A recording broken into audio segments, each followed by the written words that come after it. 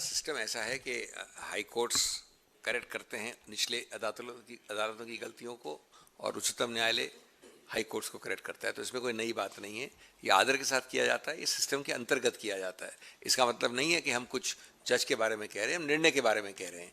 निश्चित रूप से उस निर्णय में त्रुटियां थीं, त्रुटियां हमने पॉइंट आउट की। पैरा 14 में ये त्रुटि है जिसकी आप बात कर रहे हैं, पैरा 15 में और त्रुटियां हैं, और उन पैराओं को देखकर आखिर उच्चतम न्यायालय का अधिकार क्षेत्र इसलिए बनता है।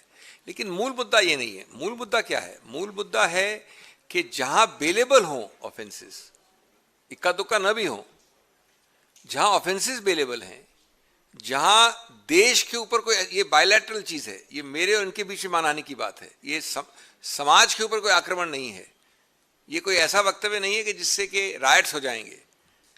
तो आपको पहला प्रश्न ये पूछना है कि क्या 50, 60, 70 लोग जाएंगे निजामुद्दीन, जो आपने देखा है टेलीविजन, मैं नहीं बोल रहा हूं, टेलीविजन में है सब जगह। इसका उद्देश्य क्या है? इसका उद्देश्य तहकीकात नहीं हो सकती ना। यह है मूल मुद्दा कि आप अरेस्ट करने के लिए सिवाय उसके और कोई आपके पास विकल्प नहीं है। ये कहां दिखाया आपने? कई ऐसे केसेस होते हैं जहां गिरफ्तारी आवश्यक होती है।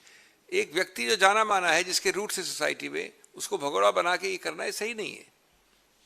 अभिषेक जी, मेरा सवाल ये है कि जिस तरीके से चुनाव के दौरान टिप्पणियां मुख्यमंत्री की ओर से की गई, खेड़ा साहब को पेड़ा बना देंगे, और उसके आगे भी कई शब्दों का इस्तेमाल किया गया, इन अमर्यादित जो टिप्पणियां की गई, और उसके बाद जिस तरीके से पुलिस बल यहाँ पे भेजा गया, फिर हैदराबाद भी भेजा गया, क्या कोई कानूनी पहलू है अभिषेक मनु सिंघवी जी, मुख्यमंत्री के खिलाफ भी कार्रवाई के मद्देनजर? क्या आपको लगता है कि ऐसे अमर्यादित शब्दों के खिलाफ आप लोग कोई कानूनी कार्रवाई का विकल्प बचता है? जहां तक इस केस का संदर्भ है, इसके हर वक्तव्य को हमने याचिका में दिया है। जो आपने बोला वो दूसरे पेज पे, इसका पहला पेज मैं चैलेंज करता हूं, किसी को यहां पढ़ नहीं सकते वो।